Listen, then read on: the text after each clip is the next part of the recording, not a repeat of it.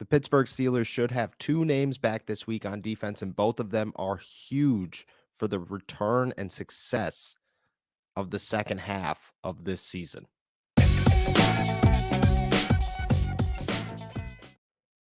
What's going on, everybody? I'm Noah Strackbine. Thank you for jumping on to Steelers to Go, your daily to go cup of Pittsburgh Steelers news and analysis. Find us on youtube.com/all Steelers talk or anywhere you get your podcasts. And today we're talking about the return, hopeful return, I guess, of two defensive guys who've spent the majority, if not all of the season on injured reserve, who should come back this week, who should add a serious boost to the Steelers defense and the Steelers season as a whole. The big question is who's gone when these two return? I expect the Steelers to activate TJ Watt and DeMonte KZ this week. Those two guys have been on IR, but they've been back at practice. KZ is approaching the 21-day window. I've talked to him. He said that he hasn't been activated yet, but he feels 100%. He's ready to go. He's just ready to hit somebody. He's very excited to be back with this team, and I think the Steelers are very excited to have him back. I mean, Terrell Austin, the defensive coordinator, said that they will find a spot for him. They will find an immediate role for KZ once he's back on the football field.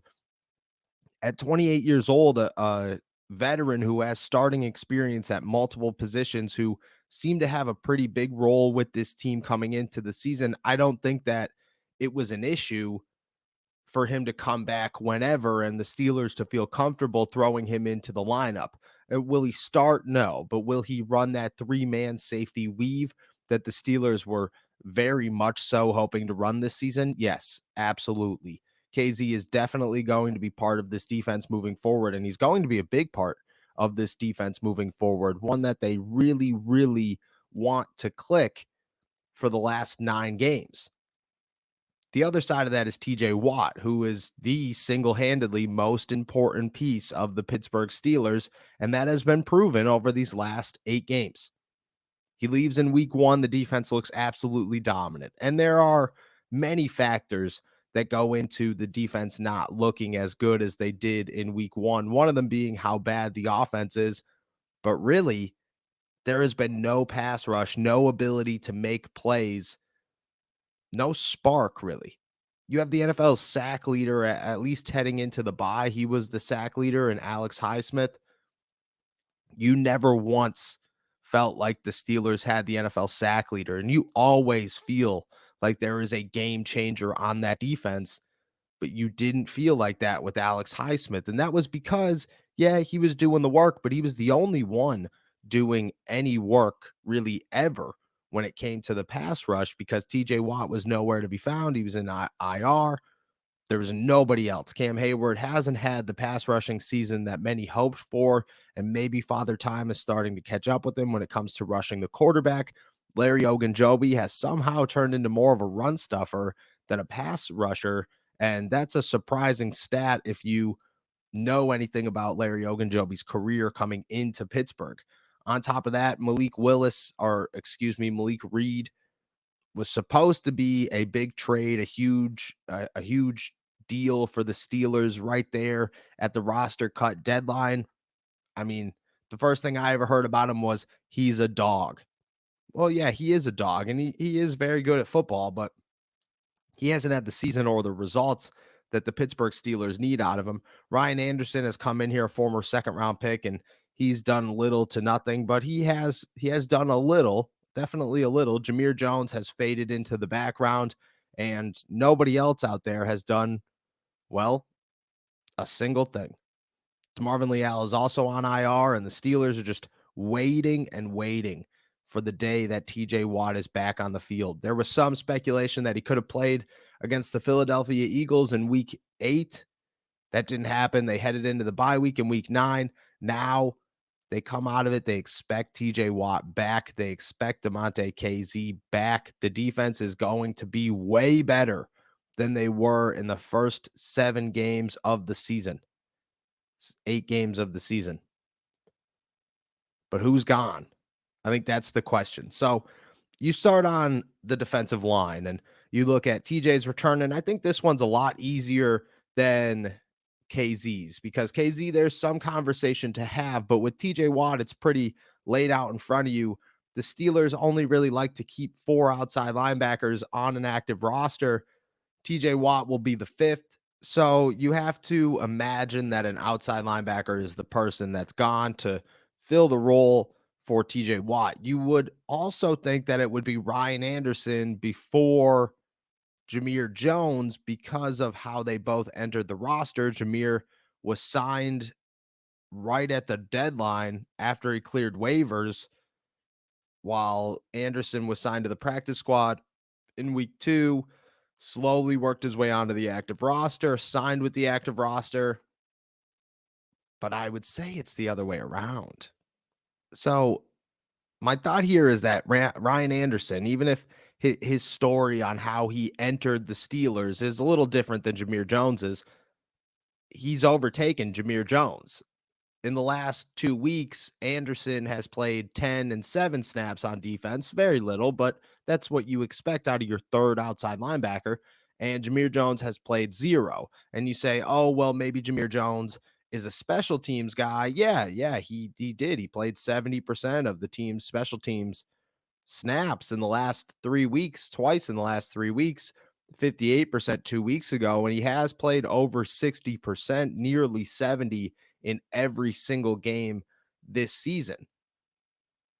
But you start to think that maybe Ryan Anderson could play a little special teams and not have to worry about this anymore because he provides anything on defense. Jameer Jones doesn't. And even if that third outside linebacker is primarily a special teams guy, you got to play some defense, especially with a guy coming off a torn pectoral and 2 guys that are going to go 110 miles per hour every single play. You want a guy to come in there and be able to relieve somebody at some point. So I would say it's a better fit for the Steelers. It's more realistic for the Steelers to imagine that Ryan Anderson could learn how to play special teams instead of Jameer Jones learning how to make an impact on defense. If I had to guess on who's gone once TJ is activated, I would guess it's Jameer Jones over Ryan Anderson. And that leaves the Steelers with Alex Highsmith, Ryan Anderson, and TJ Watt. And then Jameer Jones on the practice squad. And I don't believe I'm missing anybody. Malik Reed. I'm missing Malik Reed.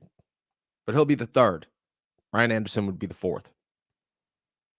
And you could just allow both of them to play 10 snaps because that's all you need is 10 snaps. Malik Reed will play 15 to 20. Ryan Anderson will play 10, 7 to 10. Easy.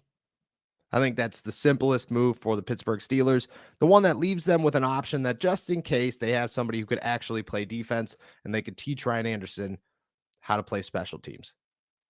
Once DeMarvin Leal comes back, maybe you adjust things. I would guess Jameer Jones ends up on the practice squad. You can move things around from there on. But for right now, I would say that Jameer Jones is the guy that leaves over Ryan Anderson. That would be my guess.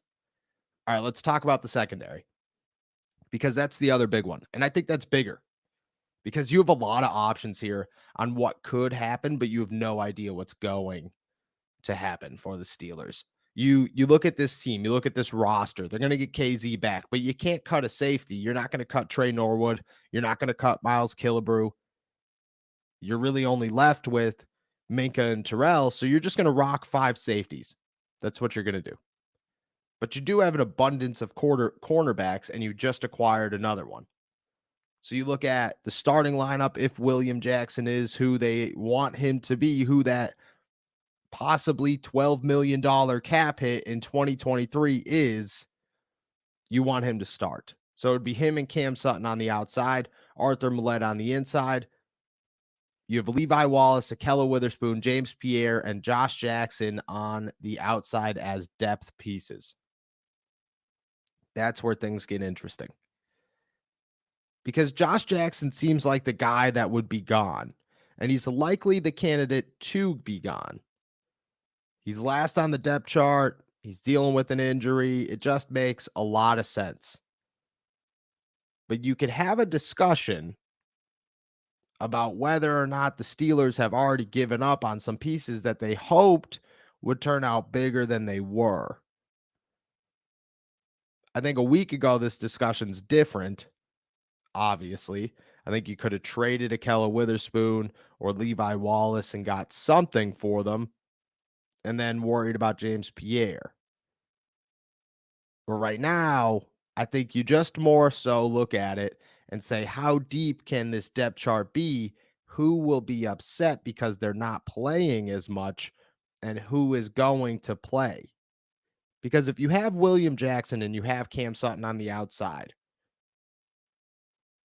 you're going to want somebody else to be that third corner.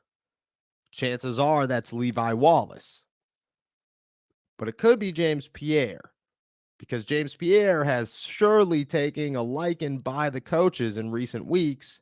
And on top of that, he has outplayed Akella Witherspoon, likely outplayed Levi Wallace, and has certainly moved himself into a position to showcase he could be that third cornerback.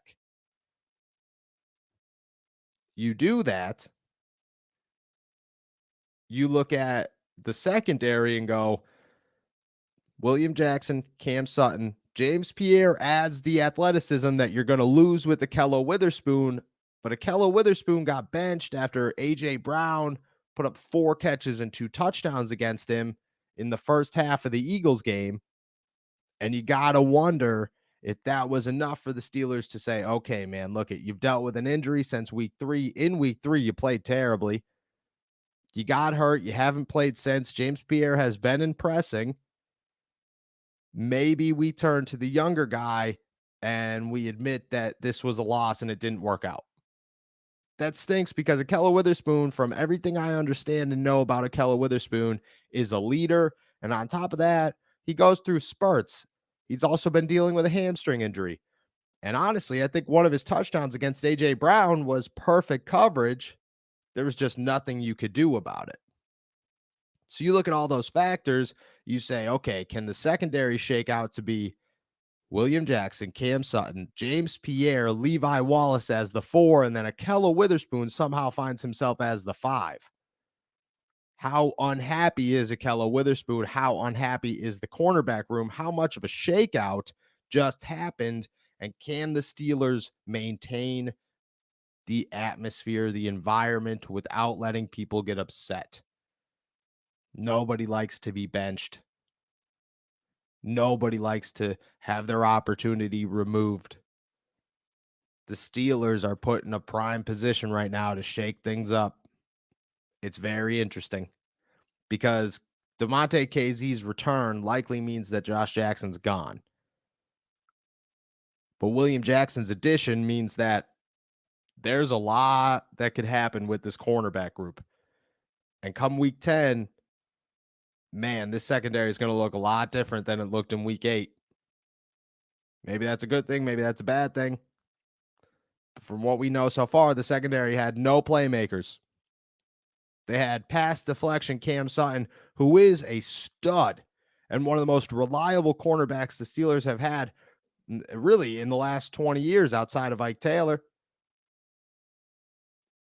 But besides that, it's just a bunch of question marks. But man, is it going to look different in week 10? It's going to be exciting to watch. The return of those two guys shakes some things up. The defense is going to look very different, but I think that's the big message. The big message is how different the last 9 weeks will look compared to the first 8. The Steelers are looking at a much different defense, a much different secondary, a much different front 7 with the return of KZ and TJ Watt and the addition of William Jackson.